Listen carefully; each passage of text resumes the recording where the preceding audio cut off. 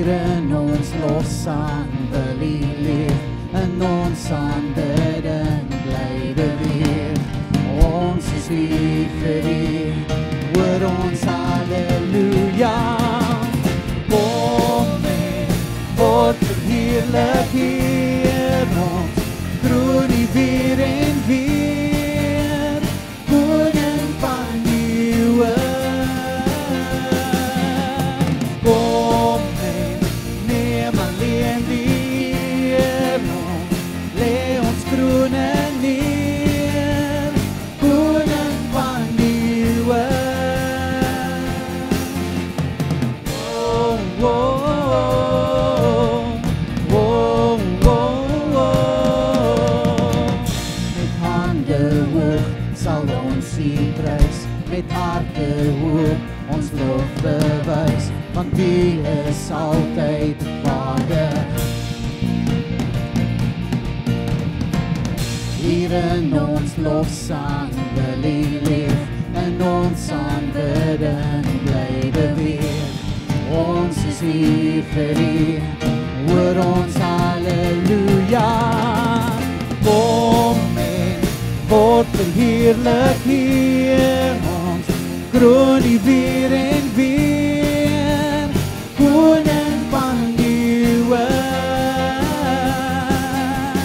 Kom en neem alleen die eer ons, lê ons kroone neer, koning van eeuwe.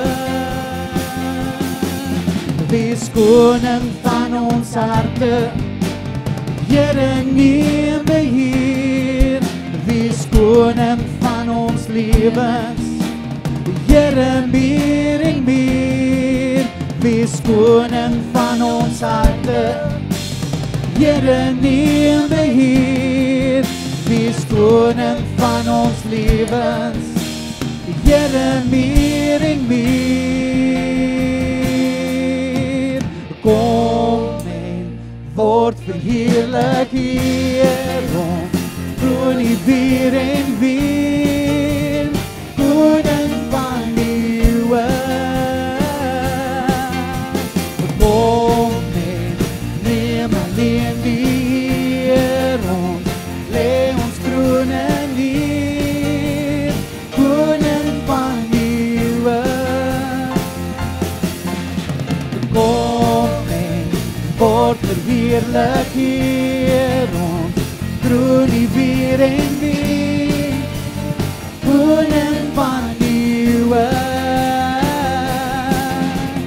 Kom en neem alleen die eer ons, lê ons kroone neer, koning van eeuwe, koning van eeuwe, koning van eeuwe.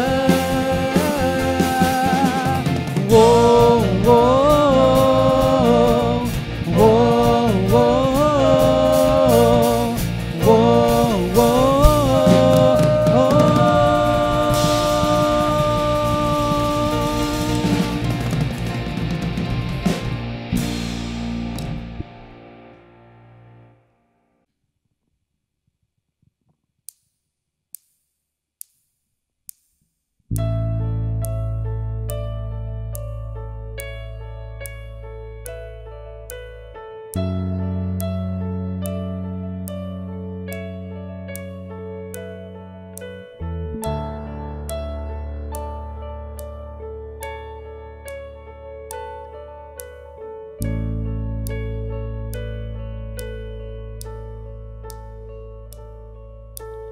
I just want to speak the name of Jesus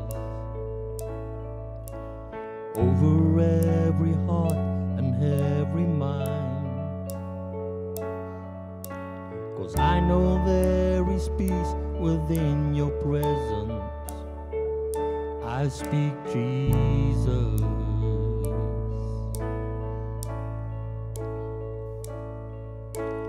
I just want to speak the name of Jesus, till every dark addiction starts to break. declaring there is hope and there is freedom. I speak Jesus.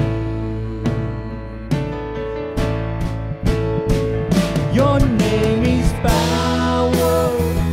Your name is healing. Your name is love. Break every stronghold. Shine through the shadows. Burn like fire.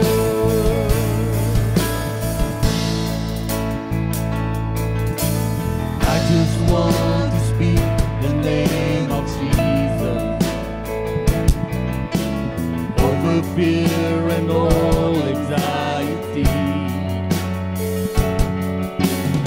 Every soul held captive by depression, I speak Jesus. Your name is power. Your name is healing. Your name is love. Break every stronghold. Shine through the shadows. Burn like fire.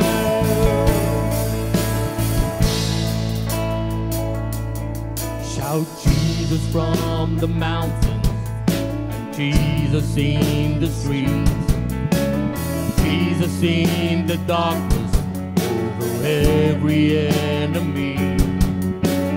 Jesus for my family, I speak the holy name, Jesus.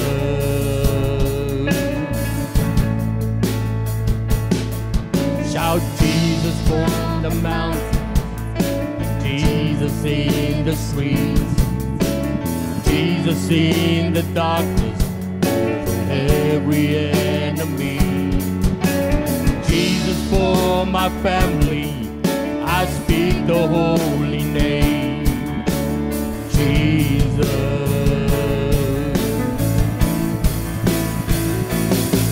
Shout Jesus from the mountain, and Jesus in the street, Jesus in the darkness over every enemy. Jesus for my family, I speak the holy name, Jesus. Your name is power. Your name is healing. Your name is love. Break every stronghold. Shine through the shadows. Burn like fire. Oh, yeah. Your name is power. Your name is healing. Your name is love. Break every stronghold. Shine through the shadows. Burn like fire.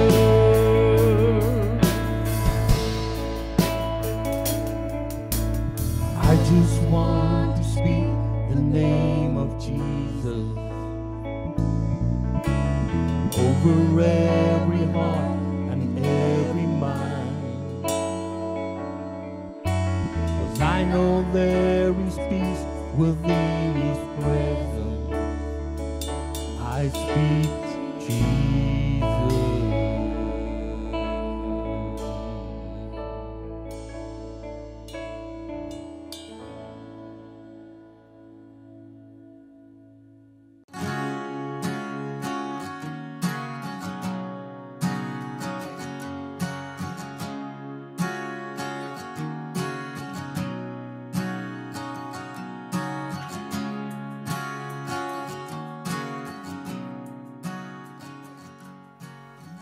Gemeente, pastoor Jacques vertel my so rukkie terug van 'n pastoor wat op 'n Sondag aand of 'n Sondagoggend moet preek en dan het hy 'n ontmoeting met Papa God En dan verdwyn hy so in die bidkamer in. En dan het hy 'n ongelooflike tyd saam met Papa God. Maar hy moet preek. En dan moet hy baie keer rondhardloop en rondskarrel. En ek het so vir 'n oomblik vanaand gevoel, Jesus, ek wens ek kan net bidkamer toe gaan. Ja. Ongelooflik as Papa God intree, nee.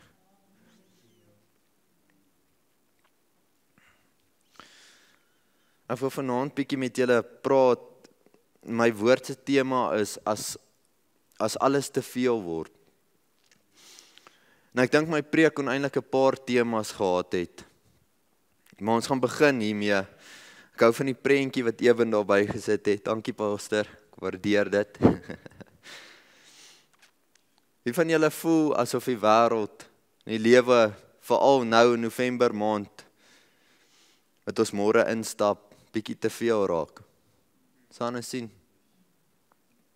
Voel partykeer hierdie tyd van die jaar asof goed ratte verander, nee. Asof dit al hoe vinniger begin rol. Hierdie bal wat aan Januarie aan die gang gesit is, asof dit November maand net spoed optel en nou is dit afdraande. Het voel partykeer asof mense weet waar moet jy keer en wat moet jy doen en wat moet jy los en hoe en waar en het voel partykeer of dinge net te veel word. Of die werk te veel word. Of stres te veel word. As jy kinders het of die kinders te veel word. Of jou skoonma net een te veel is hierdie tyd van die jaar. Ek is bly my skoonma was hier vanaand nie.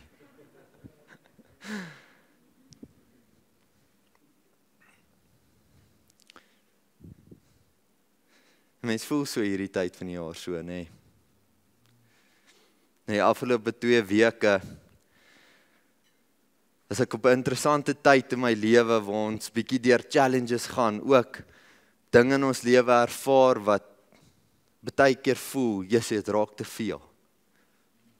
En ek doen gewoonlik so 'n bietjie stilte tyd. Ons gaan gym al baie vroeg in die oggende. En as ek terugkom van die gym af, het ek gewoonlik so 'n bietjie tyd saam Papa God. En een van hierdie oggende sit ek en ek praat net bietjie met Papa God en ek gesels met hom en ek sê, Here, ek sit weer met 'n challenge voor my. Voor 'n uitdaging, iets wat 'n moeilike situasie in my lewe is, wat ek nie lekker weet hoe om te hanteer nie.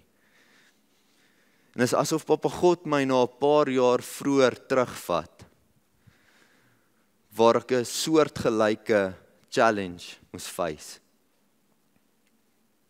Nou om julle 'n bietjie agtergrond te gee, ek wil nou nie die hele storie vertel nie, maar vir julle 'n bietjie agtergrond te gee, op daai stadium is ek by 'n kerk betrokke, en die leierskap van die kerk, wat God bo my aangestel is, maak 'n foutjie. En daai tyd is ek 'n geesvervulde jong man, en ek het 'n groot liefde vir Papa God. Maar my liefde vir mense en my kennis van die woord is nie waar dit moet wees nie. En toe hierdie ou, wat my leier was, 'n foutjie gemaak het, val ek hom sommer dadelik aan, want die gees binne my is voel ek moet hierdie ou iets sê, en ek doen dit op verkeerde tyd en verkeerde plek en uit arrogansie uit.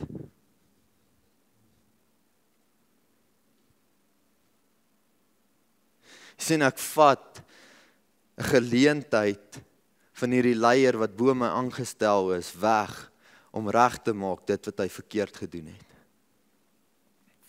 En hoekom ek uit arrogansie uit opgetree het, was daar konsekwensies vir my optredes. En God kom leer my hoe om onder gesag te staan. En weet jy wat, dis nie altyd maklik nie, nee. Wat sê die Bybel van gesag? Iemand my help. Alle gesag wat oor jou aangestel is deur God aangestel. Dis maklik om amen daaroor te sê, nee. Die ANC is oor jou aangestel deur God. Dis bietjie moeiliker om dan amen te sê daaroor, nee.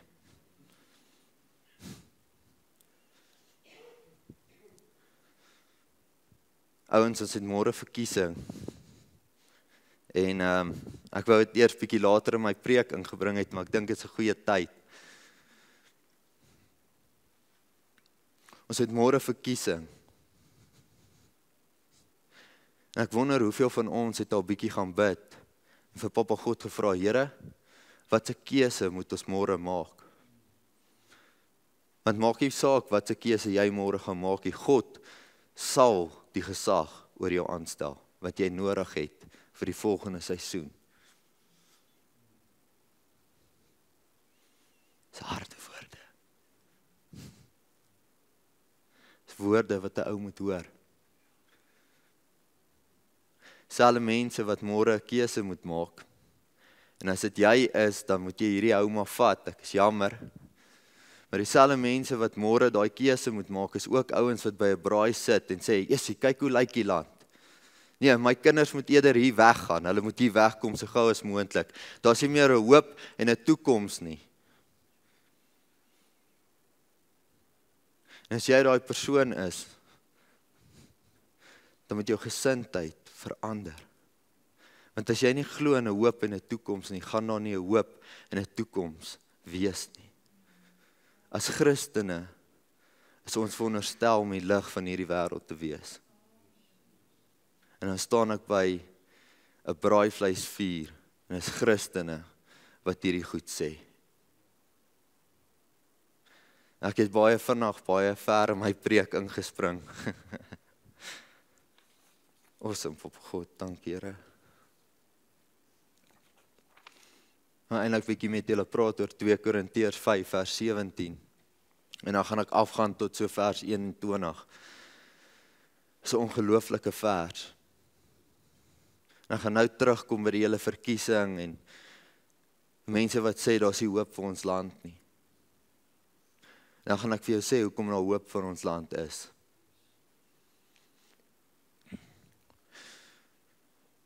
Twee Korintiërs 5 vers 17 sê die volgende: Iemand wat aan Christus behoort is 'n nuwe mens. Die ou is verby en die nuwe het gekom. Ek gaan dit weer lees. Iemand wat aan Christus behoort is 'n nuwe mens.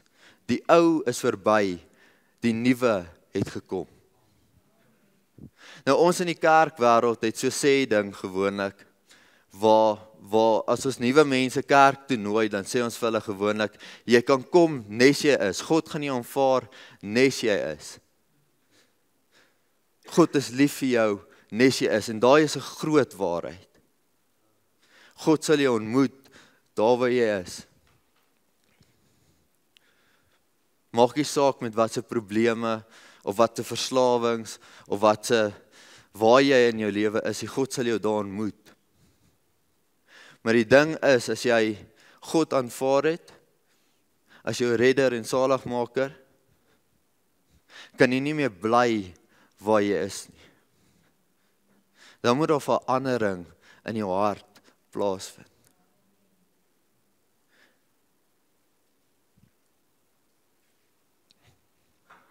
Iemand wat aan Christus behoort, is 'n nuwe mens. Die ou is verby, die nuwe het gekom. Ek gaan aanlees, want hierdie stuk is so ongelooflik. Dit sê in vers 18, hierdie hele nuwe werklikheid kom van God af, wat ons deur Christus met homself versoen het, en aan ons die bediening van versoening gegee het. Nou ek dink julle hoor lekker hierdie versie nie, maar hierdie hele nuwe werklikheid van jy's 'n nuwe mens in Christus, en die ou ding is verby en nuwe ding het gekom, kom net van Christus af. En ek dink baie van ons, dalk ken jy so iemand, het dalk in Suid-Afrika bietjie, jy weet, opgemors, en dan trek hulle na 'n ander land toe, want hulle dink dit gaan beter daar gaan, en hulle kan beter daar doen, en dan na 'n paar jaar, dan besef hulle, die gras is nie so groen daai kant nie, en hulle kom terug. En dan moet hulle kom jammer sê, en die verhoudings kom herstel, wat jare terug verbreek was, en seer gekry het, deur dit wat hulle hier gedoen het. En hierdie vers is eintlik so ongelooflik, waar waar God sê, hierdie werklikheid van 'n nuwe jy, 'n nuwe mens, kan net deur God vir jou gegee word. En dan sê hy gaan verder en dan sê hy, Christus het homself versoen aan ons. En dan gee hy ook vir ons die bediening van versoening. Is ongelooflik hoe God met ons kon versoen. 'n ander gedeelte van die woord sê, ons was God se vyande. En toe het Jesus Christus aan die kruis vir ons gesterf. Hy het ons alles gegee, sodat hy 'n verhouding weer met jou kan hê. En dan gee hy weer die verantwoordelikheid terug aan ons, om te kan regmaak met die verhoudings wat jy gebreek het. Ek dink baie van ons sit vanaand hier, met verhoudings wat jy moet gaan regmaak. Toe ons net geprys en worship het, was dit iets wat God my heeltyd aan herinner het. Is daar seer in mense se lewe as gevolg van versoenings wat daar nie is nie. En ons gaan later bietjie 'n bedieningsgeleentheid hê. En ek wil hê as dit jy is wat versoen moet word met iemand anders, dat jy moet kruis toe kom.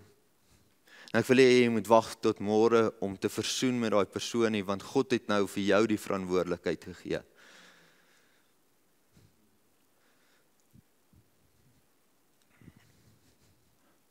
Ek sit laasweek in 'n situasie. En een van die mense wat ek mee gesels is baie omgekrap met my. En hy sê, nee, maar ons moet, as iemand 'n probleem met my het, moet hy dit en dit en dit doen. En dis wat die woord van God sê, hy moet my. En ek sê, ons pastoor is eintlik verskriklike mense, want ek vat die verantwoordelikheid van hom af na jou toe. Want nou weet jy, jou boetie het 'n probleem met jou. En nou moet jy dit gaan regmaak en uitsorteer. Ons gaan aan met 2 Korintiërs 5 vers 17 en ek wil heeltyd hê julle moet in die volgende gedeelte vashou en dis vers 17 is iemand wat aan Christus behoort is 'n nuwe mens. Die ou is verby en die nuwe het gekom. Ons trek by vers 19. Die boodskap van versoening bestaan daarin dat God deur Christus die wêreld met homself versoen het en nie die mens se oortredinge teen hulle hou nie. Hierdie boodskap van versoening het hy aan ons opgedra om te gaan verkondig. Weereens gee God die verantwoordelikheid terug vir ons, om sy woord te gaan verkondig. Ons tree op as ambassadeurs vir Christus, terwyl God deur ons 'n appel aan julle rig. Ons smeek julle terwille van Christus, kom tot versoening met God. Nou is Paulus wat hierdie gedeelte skryf, en hy skryf van Korintiërs, en hy het die verantwoordelikheid gevat wat God met hom versoen het. En jy ken die storie van Paulus. Paulus wat eers Saulus was, en toe slaat God hom met blindheid. Vir 3 dae is Saulus blind. God verander Saulus se naam na Paulus toe, waar hy Christene doodgemaak het, maak hy hom 'n Christen wat die helfte van die Nuwe Testament geskryf het. Sy hele lewe verander, omdat hy een ontmoeting gehad het met Christus. En God sit die verantwoordelikheid in Paulus se hande. En hy sê vir Paulus, gaan verkondig my woord.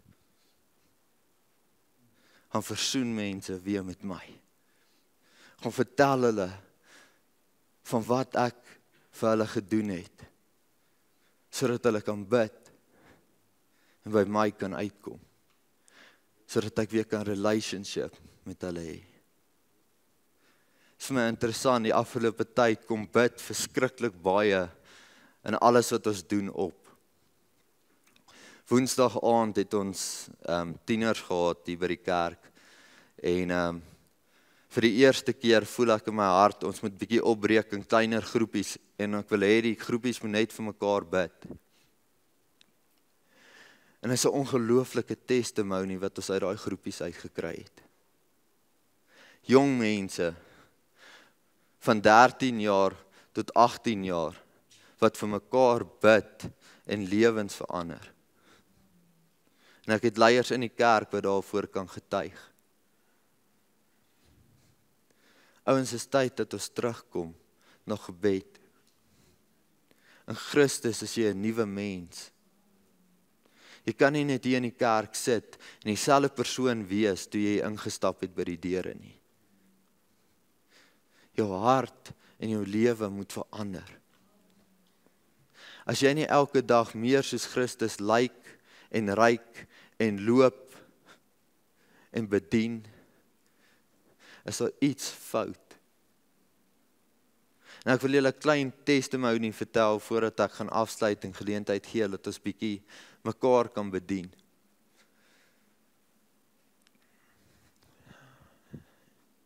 Een van die tieners wat ek gehad het by 'n kerk.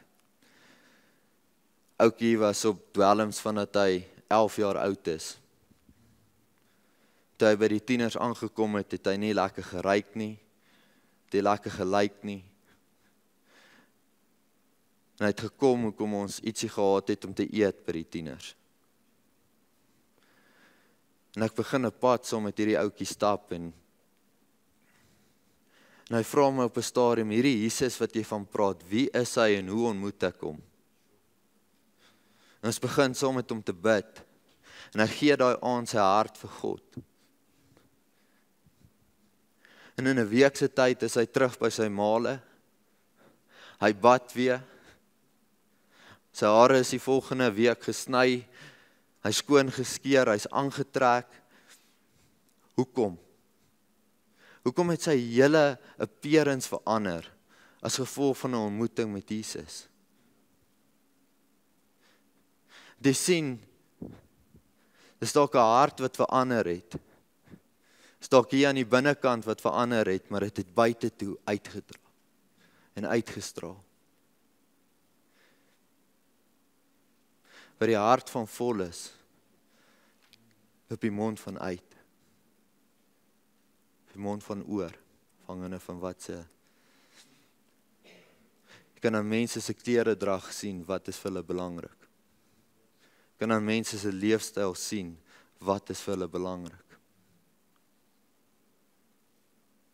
Wat is vir jou belangrik?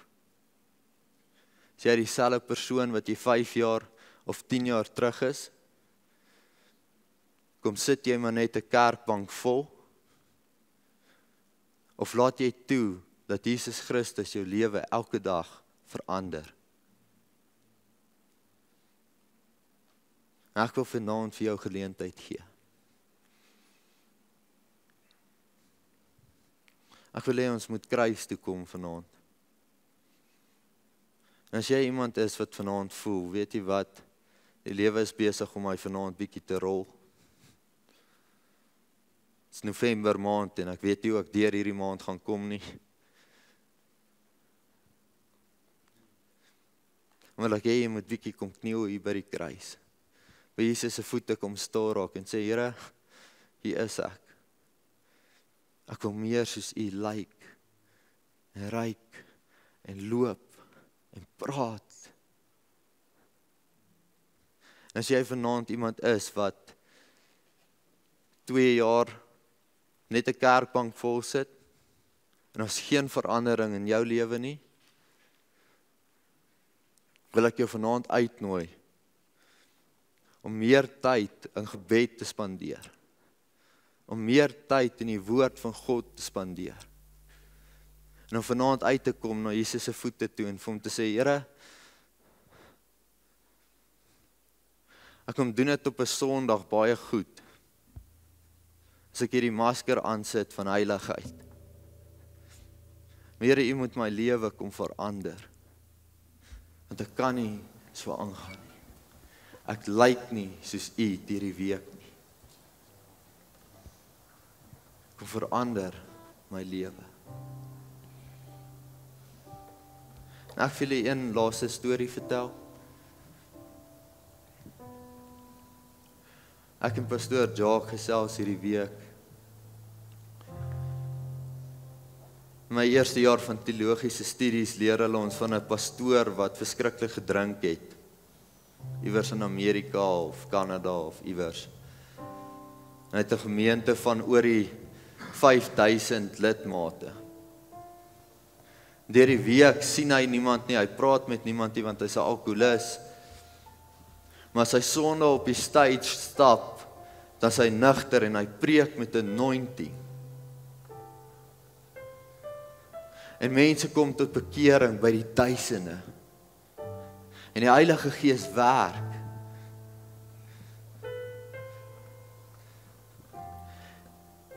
Ek en pastoor Jacques gesels bietjie daaroor. Ons sê hy het dit iewers in sy bediening ook al gesien en hy het vir God daaroor gevra, Here, hoekom hierdie ouens se lewenstyl lyk dan so deur die week? Hoekom het hulle hierdie verskriklike anointing as hulle preek? En God sê toe vir hom, hierdie ou kan ek gebruik want hy's 'n wessel op 'n Sondag. En ek kom en ek gebruik hom en dan gaan ek weer. Want hy wil my nie toelaat in sy lewe nie, hy soek nie verhouding nie, maar ek kan hom gebruik om ander mense se lewe te beïnvloed. En die vraag wat hy vir pastoor Jacques vra is, wat soek jy? En dis die vraag wat ek vanaand vir jou wil vra. Soek jy Sondag 'n lekker tyd, waar die Heilige Gees jou bedien, een keer, en dan môreoggend as jy opstaan is dit weg? Of soek jy 'n lewende verhouding met Jesus Christus, waar hy elke dag saam met jou daai pad stap, waar hy nooit weg is nie. Dit beteken nie, jy gaan nie moeilike situasies moet face nie. Beteken nie, jy gaan nie deur diep water partykeer gaan nie. Maar dit beteken dat God jou altyd sal back. Dat sy hand altyd daar sal wees om jou uit te trek. En dis die verskil tussen verhouding en net een keer 'n Sondag om experience. Die keuse lê vanaand by jou.